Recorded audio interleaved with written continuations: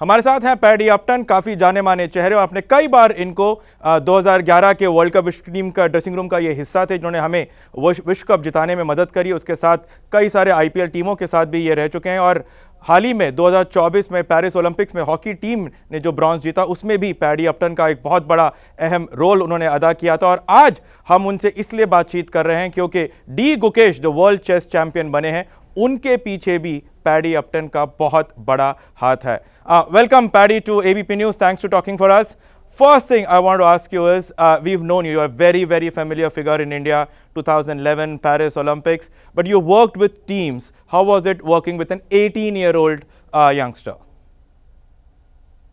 It really, I would say Gukesh was one of my most favorite clients that I've worked with so far, in that he had such, especially for a young man, he had such incredible self-awareness and ability to see what's going on in his mind. Yeah.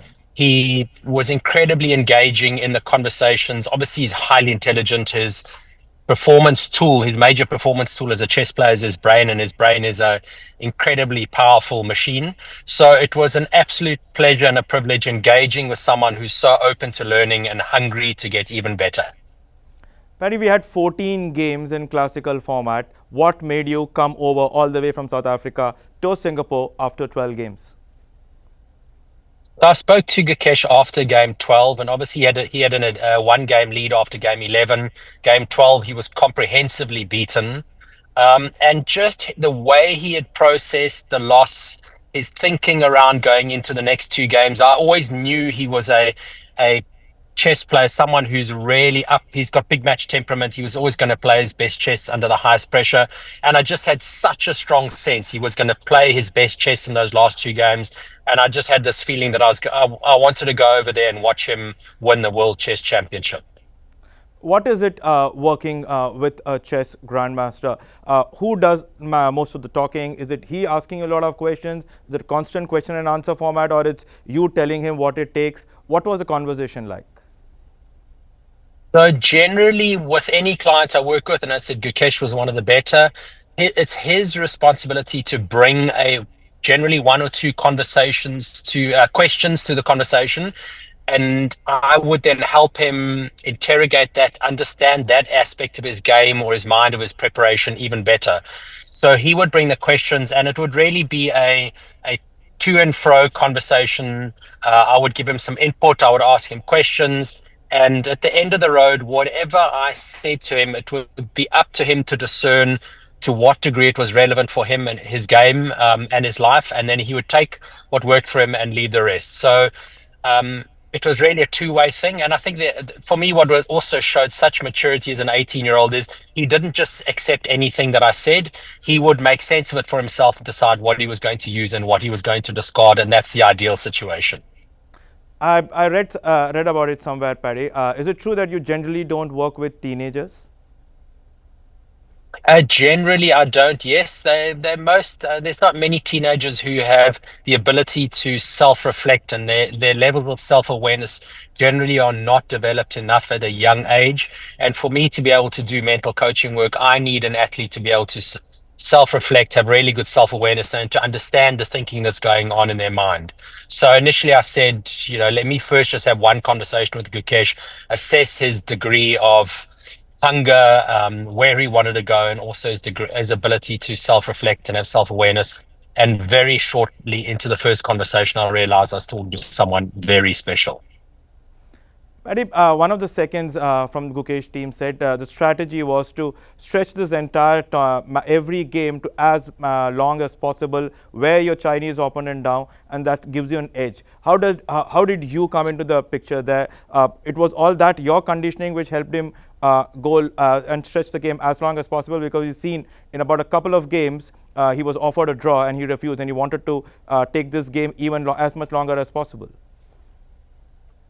Yes, so the first thing is a lot of media was saying that Ding wasn't in very good form going into the tournament. We prepared, and it was so important that Gukesh was preparing for the best version of Ding. And in fact, which did arrive at the tournament. Ding really played some unbelievable chess, but we knew Gukesh was fresher, mentally fresher. He had a very good strategy. for when he's ahead in the game, for when it's 50-50, also for when he's behind in the game. And we just knew he was mentally and physically fresher. And one of the strategies was for him to maintain that composure for longer and to draw games out so he could wear his opponent out. And even in the 14th game, Gukesh wasn't necessarily keeping him at the chessboard pushing for a win. He was looking to tire him out as much as possible for the following day's sudden death decider. And, in 50 hours of chess, those extra few hours that Gukesh held his opponent at the table just helped to slowly but surely undermine and erode him from a physical and a mental perspective. And those gains paid off. And it's just a great example of how the one percenters can really make a big difference, and to never give up, even when other people are wanting to resign and retire and go back home early. Gukesh wasn't prepared. He stayed in the game for longer. Paddy, this one is a pretty obvious question to you. You work with Sachin Tendulkar, MS Dhoni, Rahul Dravid, of course, you work very closely with. You worked with the hockey team as well, and now Gukesh. Which one is perhaps your most favorite person, and how easy was Gukesh to handle and work with? I wouldn't say I have favorite people. For me, what's the kind of athletes that really impress me is someone who works incredibly hard in their preparation to convert their natural born talent into results. That's sort of half of the equation for me. The other half is just when an athlete is a really high quality human being, solid character, values, ethics, great humility. That for me is really impressive. And Gukesh is certainly up there. He is the world champion. His ability is undisputed. The amount of effort he put into preparing for this world championship match was incredible. And he's also a great human being. And for me, that's true greatness. What's next for Gukesh, Paddy? From you think he can just go on and do much bigger things from here, because he's become the world chess champion. That's almost like a pinnacle in this particular game. So how important is for him to go even higher from there? That's really going to be up to him and his hunger and his vision and his goals. We know that, the metaphor is that of the mountaineers who die on the mountain, 80% die on the way down, because they have their goal, they achieve their goal, and then they relax, they get complacent, they stop thinking, they stop really working. And before this match, Gukesh and I spoke at length about, if you lose, what is it going to look like and what are you going to do? But also if you win. And we spoke about the fact that there are people who win big moments, and then their goal is realized, their dream is realized, they take their foot off the pedal, they get complacent, they cut corners, and they become a one-hit wonder. And Gukesh is crystal clear that this is the pinnacle of his chess so far, but it's just the beginning. He wants to go and have a really long and successful career, and he has all the ability to do that, potentially even to topple Magnus Carlsen as the world's greatest ever chess player.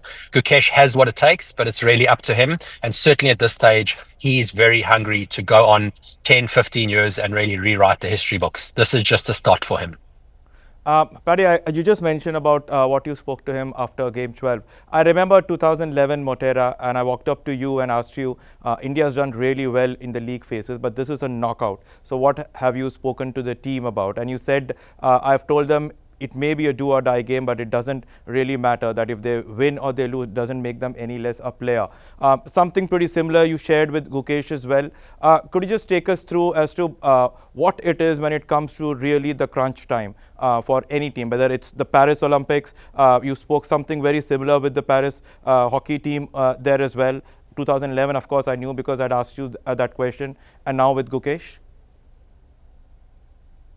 What the first thing is that most individuals or teams that arrive at their biggest match of their lives at that point, most make the mistake of thinking they need to do something special, they need to do something more, they need to put in an extraordinary performance because it's an extraordinary occasion.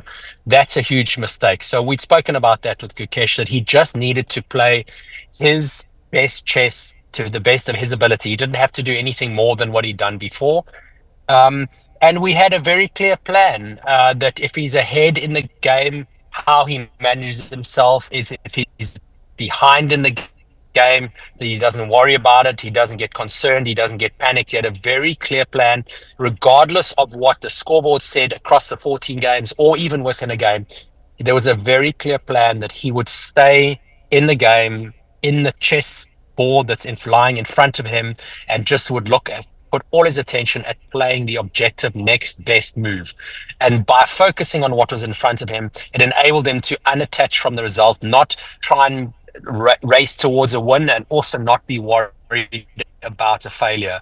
So we spent a lot of time ensuring that he didn't look at the result. He just looked at the chessboard in front of him and he played one move at a time, one game at a time. And if he did that excellently and he stuck to the strategy that he had devised with his team, he stuck with the mental strategy that him and I devised, it was going to give him the best possible chance of having the result that he wanted to get. So, and he did an excellent job of not being caught up after the first game. He lost. He wasn't overly stressed. I think most other people were stressed. Everyone but Gukesh was stressed. And then even when he went ahead in game 11 and then drew equal in game 12, most other people were reading things into it. But Gukesh knew this is just part of the game. He has his strategy, and just stay with each game and each move and give himself the best possible chance, take the game deep. And at some point, he's going to have the opportunity, which, came in a very dramatic fashion.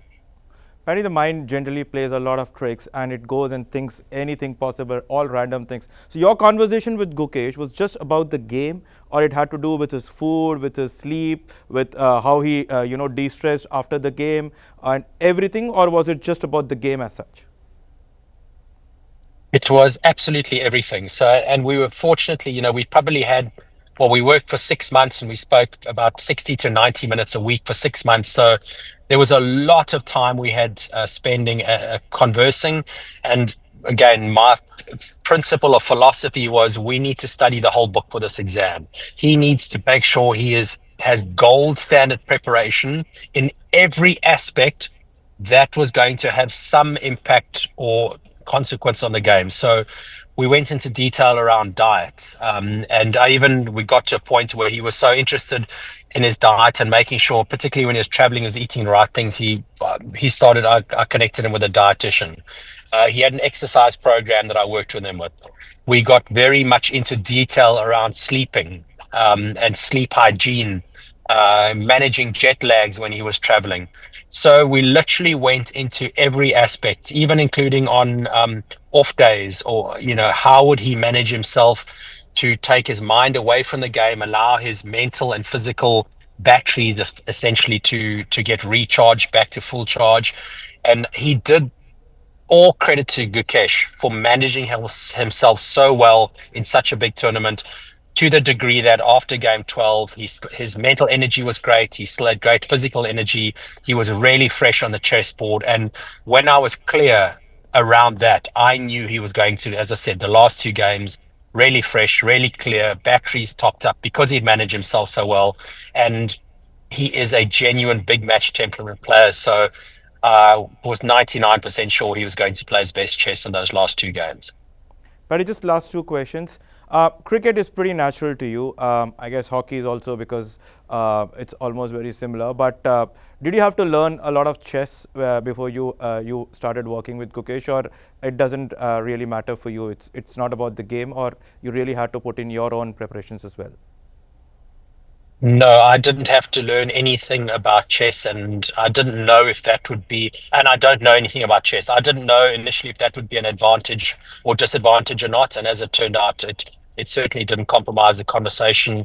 And in fact, if I were to really be honest, when Ding made the error right at the end in game 14 that handed advantage over to Gukesh, I was watching the game, I was watching the chessboard, everyone got excited, and I had to turn to the person next to me and ask them what happened, because I didn't even understand that Gukesh had got an advantage. So even that really pinnacle moment at the end, I didn't understand what I was seeing, but it didn't matter. Gukesh had an unbelievable team supporting him around strategy and tactics, and I supported him around his mental side, the mental side of his game as it related to his strategy and tactics. One last question, Paddy. You have a great connection with India, be it the 2011 World Cup, the IPL, now hockey, and of course now chess. What is it that makes India so special for you? Um, I think it's a relationship that's grown over time, and I feel very grateful. Initially in 2008, Gary Kirsten and asked, well, the BCCI gave Gary the job. Gary invited me along, and I'm very grateful that the players back then welcomed me with open arms. And subsequently, I just feel really lucky and very privileged that when I have been involved in Indian businesses, Indian sports. I've just been welcomed, and yeah, just grateful to be invited actually to the Indian cricket party, then the hockey party, and now to be invited to Gukesh's chess party as an invited guest. I'm just very grateful, and I'd like to think that I behave like a grateful guest, and yeah, I'm just grateful for how I've been embraced by India and Indians along this journey. And I guess then the road we're all humans who wanting the same things. We're wanting the best from our superstars, and so do I. I want the best for the athletes that I work with in India. So lucky and grateful, I guess. We need to be grateful as well, Paddy. Thanks for working with Gukesh and making him the World Chess Championship. Thanks for talking for us, Paddy. It was great having a conversation again with you. Thanks a ton.